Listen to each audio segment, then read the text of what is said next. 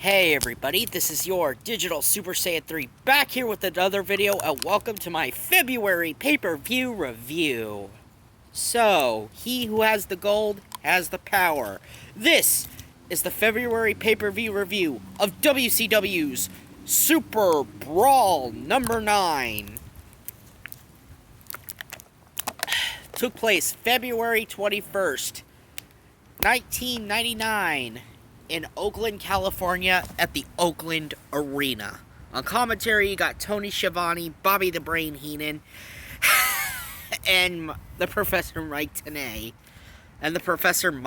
Tenay. So, here we are. Super Brawl number 9. What can I say about this one? This was one of the better shows of WCW in 1999.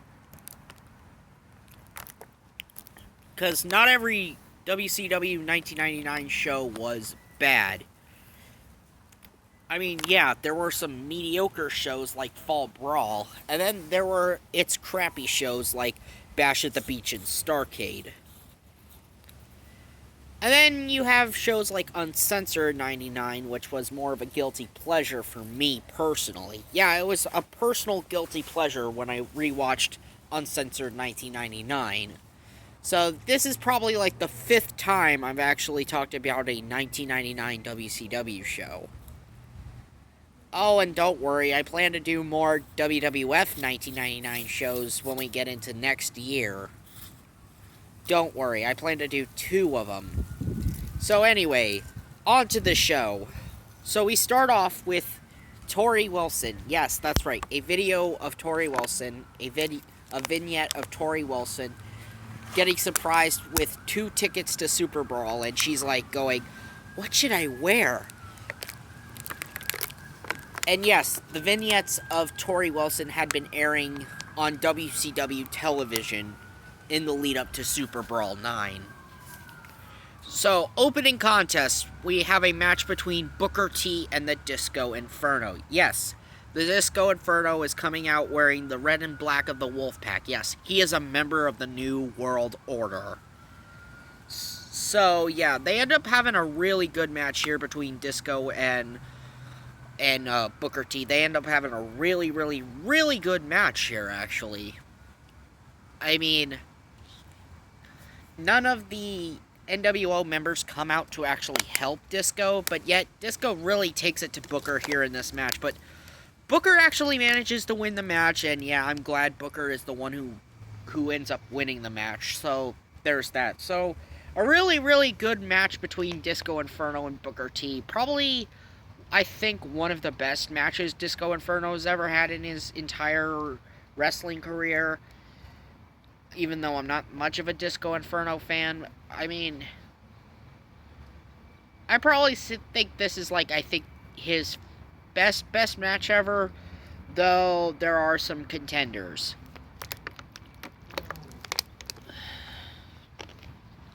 Yeah, and this is also the second time I've watched a pay-per-view where Disco is where Disco has a really good opening match, is actually in a good opening match. So, next up on the show, we get a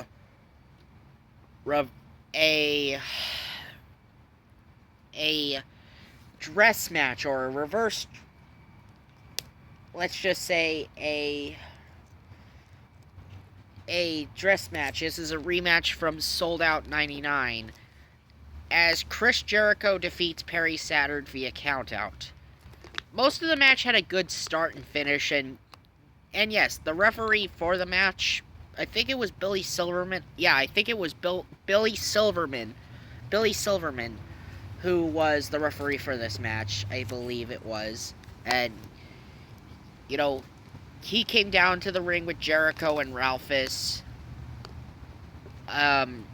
Ralphus came in wearing a dress, and then Perry Saturn came out wearing a dress himself.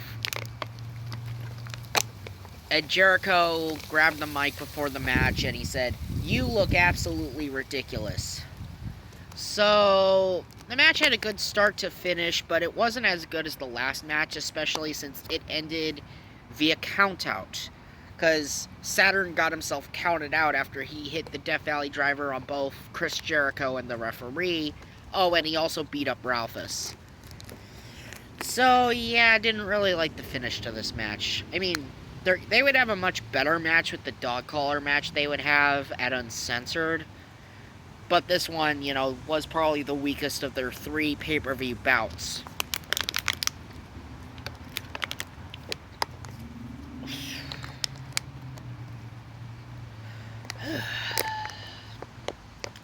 Next up, we get our first of 5 title matches on this show, as Billy Kidman defeats Chavo Guerrero Jr.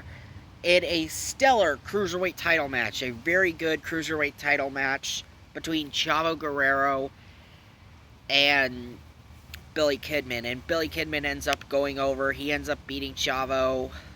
Hit that shooting star press. Very, very solid cruiserweight match. Very great cruiserweight match here. WCW cruiserweight matches always had some good matches, so I'm not complaining too much. This was a very good match, and Chavo and Billy definitely worked a very good match here.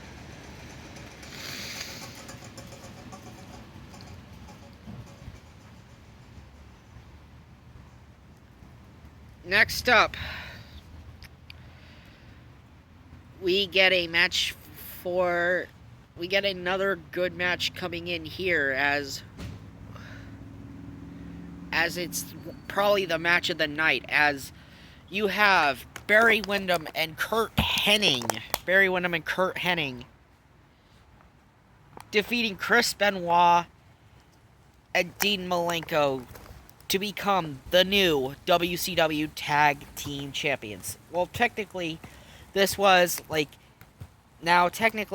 tournament final or tournament match where Benoit and Malenko had to beat Windham and Hennig one more time in order for them to become the new champs. Well, one more time for them to get another match with them.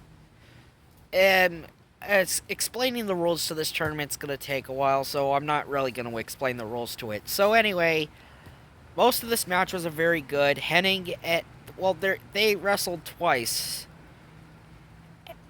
Benoit and Malenko end up winning the first match, and then right as we were going into the second match, Windham and Hennig take home the victory. They win 3 in a row against Benoit and Malenko, with 3 wins and 1 loss of their so-called best-of-5 series. Especially since Windham took the belt off around his pants and used it to choke out Saturn. I love how this also plays a big factor into their build-up for their uncensored match, which they would have a month later.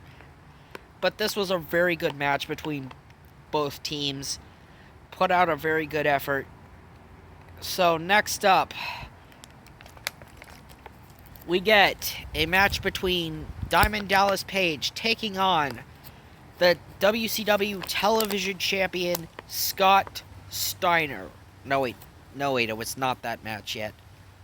I meant to say we got a tag team match, actually. A mask versus hair match. Why did I say Diamond Dallas Page versus Scott Steiner? That's the next match. I meant to say our next match is another tag team match, and this one is Kevin Nash with a mystery partner taking on Rey Mysterio and Conan in a mask versus hair match, in a mask versus hair tag team match, where if Rey Mysterio and Conan win, then Miss Elizabeth will lose her hair. And if Kevin Nash and his mysterious partner win, then Rey Mysterio has to unmask. So Rey Mysterio would have to unmask.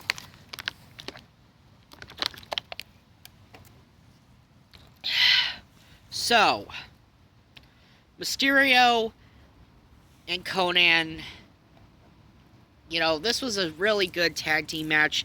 And yes, Kevin Nash's mysterious partner ended up being Scott Hall. So, of course, someone who is familiar with working with Kevin Nash made sense, since he has been Nash's long-running tag team partner since he came to WCW with Nash, would be Scott Hall. And they ended up having a great tag team match, the Outsiders and Conan and Mysterio. This was a very, very good tag team match. It wasn't as good as the last match, but it was still a good 3 solid stars. The match ends when Mysterio knocks out Nash with a moonsault, and he had a knee brace on his knee. Ray had a knee brace on his knee, and he knee braces Nash in the face, and then Hall gets involved, hits an outsider's edge where the referee is distracted by Luger out on the outside. Oh yeah, and Lex Luger was originally supposed to be in this match instead of Scott Hall because Luger basically was supposed to be in this match, but he wasn't in this match due to the fact that he had a torn bicep. So, Outsider's Edge is hit on Ray, and Scott Hall rolls Kevin Nash's big, large frame onto Rey Mysterio. 1, 2, 3. Rey Mysterio has to unmask now, since the Outsiders took the victory. And because the Outsiders took the victory, Conan has to undo the mask straps. He has to literally undo the mask straps on Rey Mysterio's mask. And you see Conan undo the lacing on the back of Rey's mask, and then you see Rey, being a man of his word, take off his mask. Yes, this show was known for the night Rey Mysterio was forced to unmask in WCW. He would make his debut in the WWE remasked in 2002 when he would come to the WWE, and he would be remasked. But he had to spend the rest of his time in WCW, or shall I say the rest of the latter years of WCW, unmasked because of this.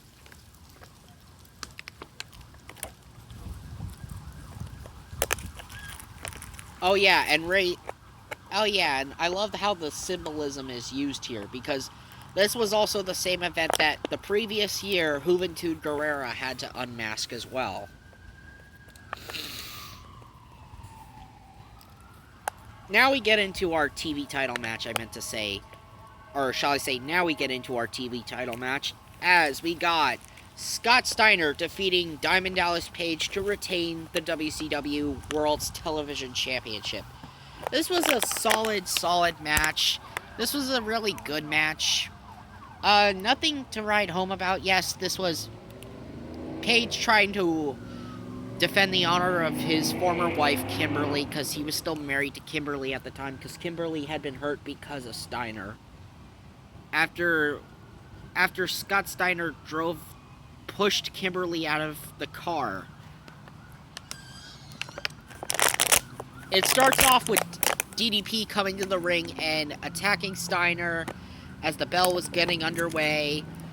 Steiner's got a bit of a small little nick on him from this match, but Page ends up getting his insides busted up, and also Buff Bagwell runs interference in this match, allowing Scott Steiner to get the victory. And also the turnbuckle pads were exposed, leading to Steiner busting up DDP's insides. So yeah, because those turnbuckle pads were exposed and Page was continually ramming DDP upside down in the Tree of Woe against them, or completely, well, not in the Tree of Woe, but like completely ramming him into the turnbuckle pads, and Page's insides were badly injured from that. So yeah, 1, 2, 3, Steiner retains the television championship. And yes, believe it or not, this also would lead into Steiner, this also would lead into 2 months later, I believe, Diamond Dallas Page 2 months later would become the world champion. Just 2 months after this. Alright. So next up, we get our next match. Our next match is Goldberg defeating Bam Bam Bigelow. This had been brewing since November. Since November, when Bam Bam Bigelow came to WCW, this whole saga between Bam Bam Bigelow and Goldberg had been brewing since last November of '98, when Bam Bam Bigelow came to WCW with one mission in mind: to take out Goldberg. Bam Bam also got himself involved in the main event between Kevin Nash and Goldberg at Starrcade. Well, he played a part in it, and also attacked Goldberg after his ladder match with Scott Hall at Sold Out. Back at Sold Out. So now it has finally come to this. Goldberg versus Bam Bam Bigelow. So yeah, we had a backstage interview before this with Mark Madden interviewing Bam Bam Bigelow. Yes, Mark Madden actually interviewed Bam Bam Bigelow before the match. So now we get Goldberg versus Bam Bam Bigelow. It was fine for what it was. It was a good Power Man matchup. I actually enjoyed this match, to be honest. It wasn't perfect, but certainly wasn't awful either. It actually was a decent enough match, and Goldberg ended up getting the spear on Bam Bam Bigelow. We see Goldberg doing a lot of stuff to recover from this. He got Bam Bam up for the jackhammer. 1, 2, 3. Goldberg gets the victory. An awesome match.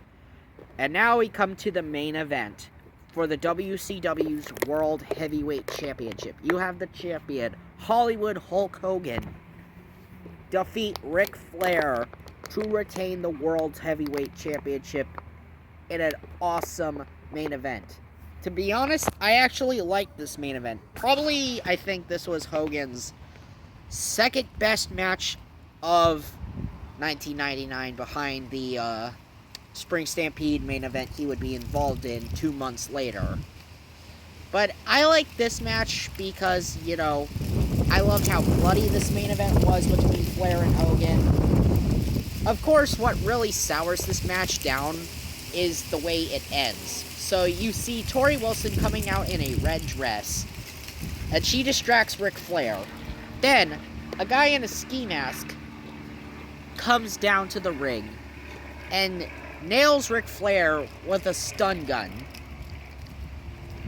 And then Hogan goes in for the 1, 2, 3. He makes the 1, 2, 3 on Ric Flair.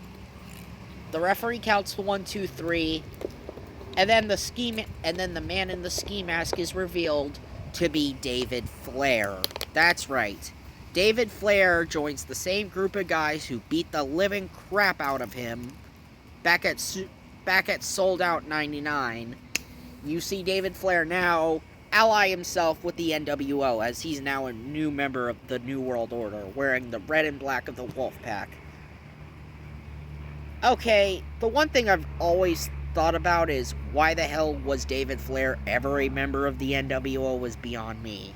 So anyway, that was Super Brawl 1999, or Super Brawl 9.